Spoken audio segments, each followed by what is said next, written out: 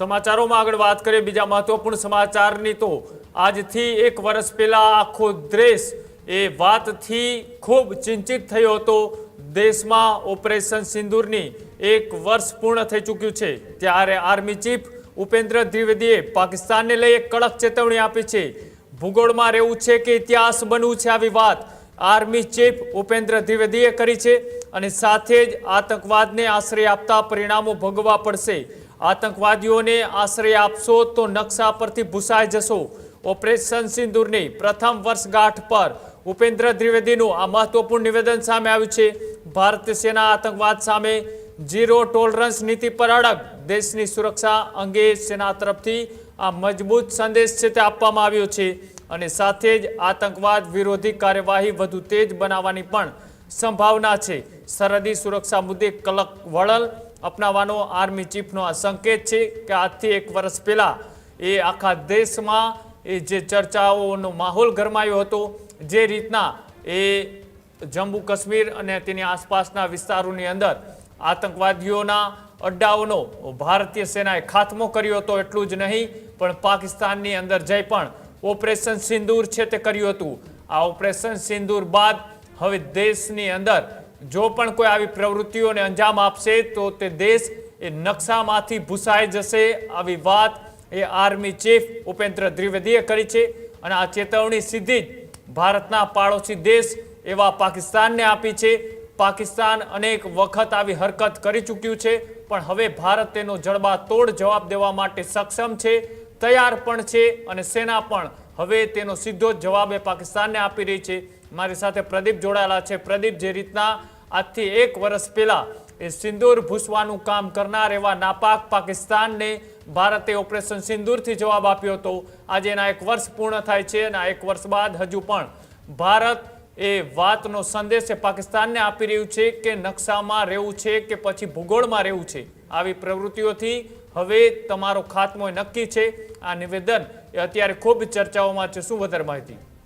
બિલકુલ કૃણાલ, જે ઓપરેશન સિંદૂર કે જે નાપાક પાકિસ્તાને જે આતંકીઓને આશરો આપ્યો હતો અને એ આતંકીઓનું કૃત્ય અને આજે 1 વર્ષ ઓપરેશન સિંદૂરને પૂરું થયું છે, તેને લઈ દિલ્હી ખાતે એક કોન્ફરન્સની અંદર ભારતીય સેનાના વડા ઉપેન્દ્ર દ્વિવેદી દ્વારા એક સ્ટેટમેન્ટ આપવામાં આવ્યું હતું, એક નિવેદન આપવામાં આવ્યું છે, જેની ચર્ચા અત્યારે પાકિસ્તાનની એ ગલીઓમાં એટલા માટે થઈ રહી છે કે ફરી એક વખત ભારતીય સેનાએ પાકિસ્તાનને ખુલ્લી ચેતવણી આપી છે।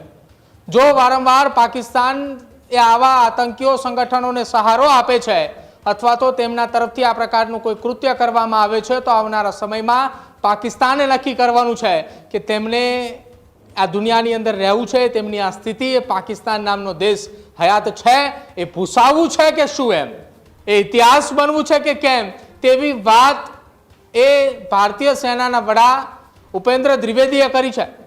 સૌથી પહેલા એ નિવેદન તમે સાંભળો કે જ્યાં એ ભારતીય સેનાના વડા ઉપેન્દ્ર દ્વિવેદીએ પાકિસ્તાનને ચેતવણી આપતા પહેલા શું કહ્યું એ। If Pakistan gives a chance again for continuation of Op Sindoor, will we hit them hard or harder? Objectives. And if anything we don't know about Op Sindoor of the last series, anything which you want to divulge, if you are in that mood, sir. Anything specific which nobody knows? I think that's in the domain of classified information. But I think if you have heard me earlier, what I have said that Pakistan, if it continues to harbor terrorists and operate against India, then they have to decide whether they want to be part of the geography or history or not. If Pakistan gives a chance again for continuation of Op Sindoor, will we hit them hard or harder? Objectives. And if anything we don't know about Op Sindoor of the last series, anything which you want to divulge, if you are in that mood, sir. Anything specific which nobody knows? I think that's in the domain of classified information. But I think if you have heard me earlier, what I have said that Pakistan, if it continues to harbor terrorists and operate against India, then they have to decide whether they want to be part of the geography or history or not. તો સેના અધ્યક્ષ ઉપેન્દ્ર દ્વિવેદીને સવાલ પૂછવામાં આવ્યો હતો કે operation સિંદૂર જેવી ઘટના જે નાપાક પાકિસ્તાન કે જે આતંકીઓને સહારો આપે છે એ દેશની ઉપર ફરી વખત એ પ્રકારનો કોઈ હુમલો કરે છે તો ભારતની તૈયારી એ કેવી? ત્યારે ઉપેન્દ્ર દ્વિવેદીએ વળતા જવાબની અંદર પાકિસ્તાનને ચેતવણી આપતા કહ્યું હતું કે આ પ્રકારના આતંકી સંગઠનોને સહારો આપવાનું બંધ કરી દેજે, નહીં તો આવનારા સમયમાં પાકિસ્તાન ઇતિહાસ બની જશે. સ્થિતિ એ નહીં રહે પાકિસ્તાન એ કઈ જગ્યાએ હતું એ નકશામાં પણ ન ગોતી શકે. આ પ્રકારની ખુલ્લી ચેતવણી એ જાહેરની અંદર ઉપેન્દ્ર દ્વિવેદીએ આપી છે. આ ચેતવણી બાદ હવે પાકિસ્તાનની અંદર ચર્ચાનો વિષય બન્યો છે કે શું આ ચેતવણી ખરેખર ભારત એ આવનારા સમયમાં કરી બતાવશે? કેમ કે જ્યારે પાકિસ્તાને ભારતની સામે એક આંગળી ઉંચાવી છે તો સામે ભારતે તેને મુંહતોડ જવાબ આપ્યો છે. એ ઓપરેશન સિંદૂરની ઘટના હોય, પહેલગામની અંદર એ આતંકી હુમલાની ઘટના, એ પછી ભૂતકાળની અંદર બનેલી કોઈ પણ ઘટના, દરેક વખતે પાકિસ્તાનને મુંહતોડ જવાબ એ ભારતીય સેનાએ આપ્યો છે. અને હવે આ વખતે ભારતીય સેનાના વડા ઉપેન્દ્ર દ્વિવેદીના નિવેદનને લઈને ફરી એકવાર ચર્ચાઓ શરૂ થઈ છે કે જો હવે પાકિસ્તાન એક આંગળી ઊંચી કરશે તો આવનારા સમયમાં પાકિસ્તાનનું નિશાન મિટાવવાની તૈયારી ભારતીય સેનાની છે. કૃણાલ.